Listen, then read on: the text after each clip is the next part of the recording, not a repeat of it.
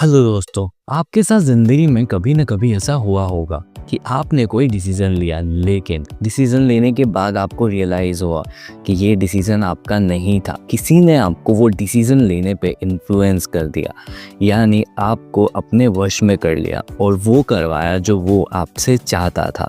सो ये जो इन्फ्लुएंस उसने किया, इसे हम कहते हैं आर्ट ऑफ मैनिपुलेशन या फिर डार्क साइकोलॉजी।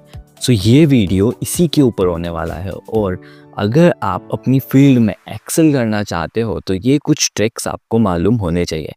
मैं इस वीडियो के अंदर आपको 4 ऐसे ट्रिक्स बताने वाला हूँ मैनिपुलेशन के, जो आप अपनी रियल लाइफ में यूज़ कर सकते हो और अपना काम करवा सकते हो। तो शुरू करते हैं अपन इस वीडियो को पहले रूल के साथ, और रूल नंबर 1 है रूल ऑफ रेसिप्रोसिटी।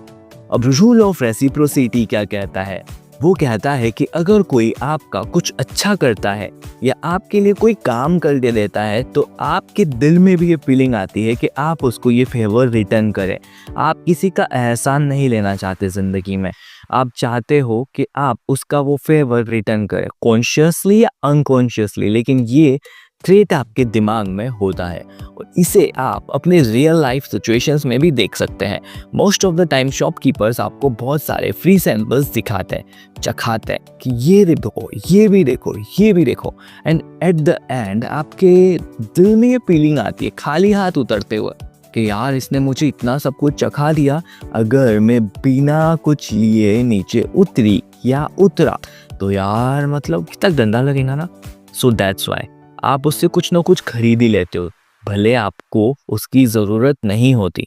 या शॉपकीपर आपको बहुत ज़्यादा कभी टाइम दे देता है तो आपके दिमाग में भी आता है, कपड़ों की दुकान पे अक्सर ऐसा होता है, वो आपको बहुत ज़्यादा टाइम दे देता है, उसके बाद आपको मन नहीं आता, कोई चीज़ पसंद नहीं आती, फिर भी आप उसको खरीद ही लेते हो क्योंकि उसने आपको अपना टाइम दिया था।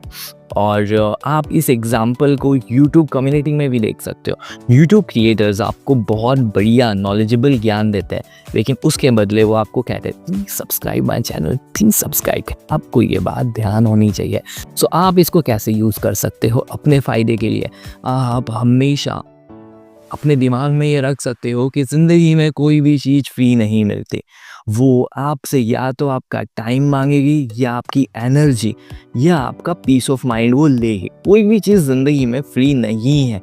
सो हमेशा आपको ये बात ध्यान रखनी है कि कोई अगर आपको कोई चीज़ फ्री में ऑफ़र कर रहा है या आपको बहुत ज़्यादा टाइम दे रहा है, आपकी बातें सुन रहा है, तो हो सकता है इसके पीछे उसका कोई ना कोई मोटिव हो।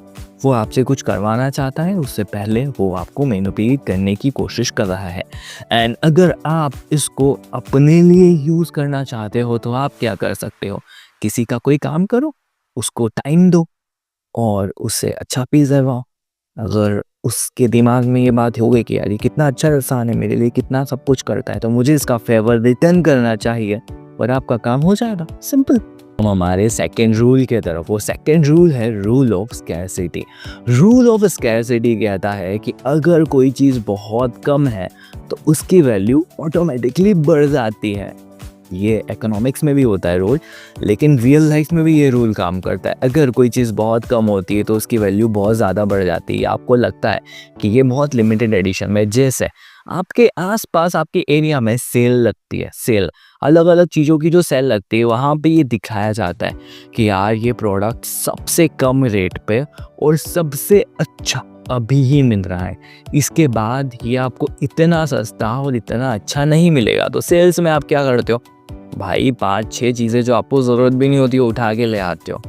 या फिर आप किसी मॉल में जाते हो या डी मार्ट वगैरह में आप गए, आपने वहाँ पे देखा 50% ऑफ, सस्ता, इसके बाद ये नहीं मिलेगा, वन टाइम बी। तो आपको लगा यार उठाऊं बल्क में, यार इतना सस्ता मिल रहा है तो उठाने में क्या परेशानी, तो आप उसको ले लेते हो बल्क में, लेकिन बाद में आप जाके देखते हो यार अभी भी यही लिखा है इस पे। तो आपके साथ हुआ होगा कभी है। तो यहाँ पे ये कंपनीज यूज़ करती है। आप इस एग्जाम्पल को नेचर में भी देख सकते हो। जब गर्मी का मौसम होता है, अपन को सूरज कितना बुरा लगता है, ये अपना टेम्परेचर इतना बढ़ा के क्यों रखा है, सन गायब हो जा, आपके मन में आता है।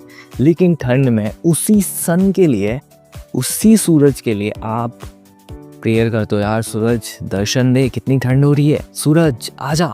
सूरज तो वही है, लेकिन उसमें स्कैरसिटी क्रिएट करती है।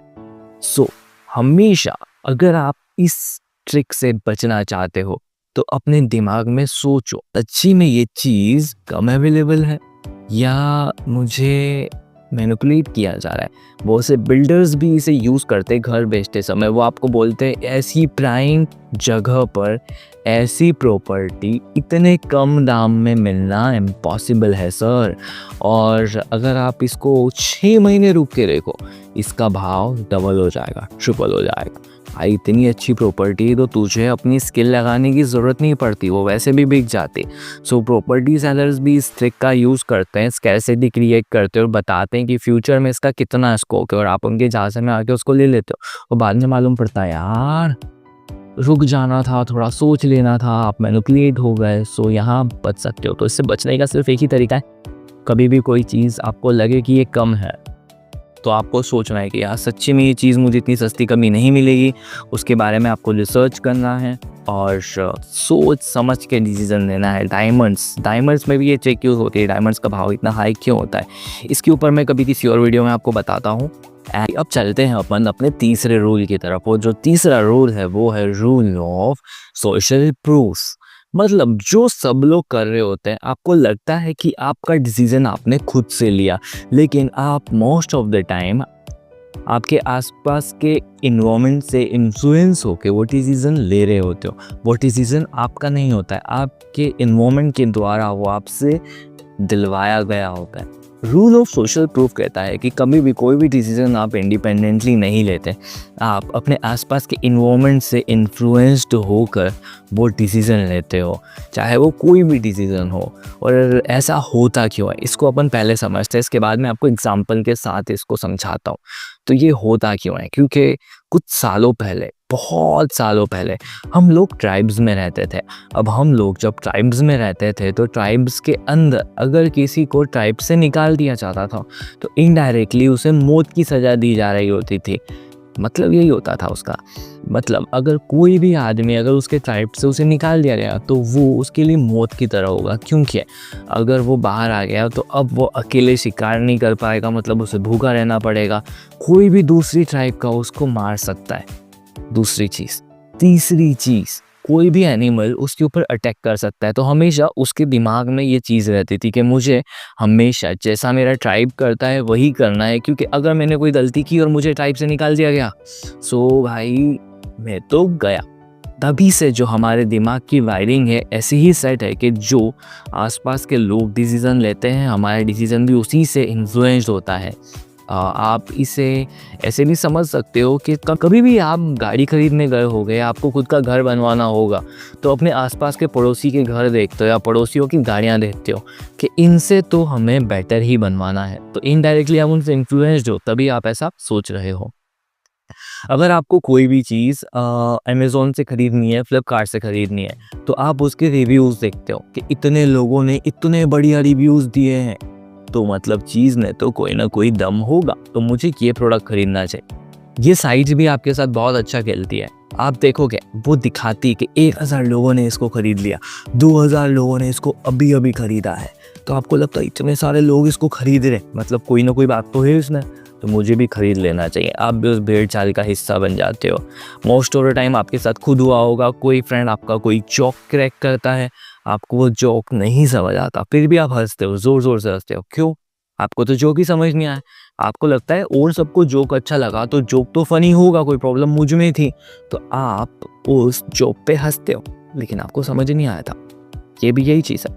और आप इसको ऐसे भी समझ सकते हो, मोस्ट ऑफ टाइम रोड पे होता है कि बहुत सारे लोग खड़े होते हैं, तो आपके दिमाग में भी एकदम चुल मचती, क्या यार वहाँ अपन को भी देखना चाहिए। क्यों देखना चाहिए? आप लोगों से इन्फ्लुएंस्ड हो गए कि वहाँ कुछ था, सभी लोग देख रहे हैं तो मैं भी देखूँगा। आपके इन्वायरमेंट में भी आपके साथ ऐसा होता है। जैसे गुजरात के लोग हैं, गुजरात के लोग बहुत से अपन कहते हैं बिजनेस माइंडेड लोग हैं। क्यों? क्योंकि आसपास के सभी लोग सभी बिजनेस कर रहे हैं, तो सभी बिजनेस कर रहे हैं तो हर एक के दिमाग में आता है यार अपन भी बिजनेस करेंगे, क्योंकि आसपास के लोगों से वो इन्फ्लुएंस है। लेकिन अगर आप मेरे एरिया में देखते हो, मेरे एरिया में मोस्ट ऑफ द लोग, मेरी एज के लोग क्या करते हैं, गवर्नमेंट जॉब की तैयारी करते हैं, क्योंकि यहाँ पे वो यही देख रहे हैं कि यहाँ पे गवर्नमेंट जॉब की तैयारी ज़्यादातर लोग कर रहे हैं, तो हम भी गवर्नमेंट जॉब की तैयारी करेंगे। और ऐसा आप खुद अपने डिसीजन पे नहीं करते हो, लोगों से इन्फ्लुएंस होके करते हो।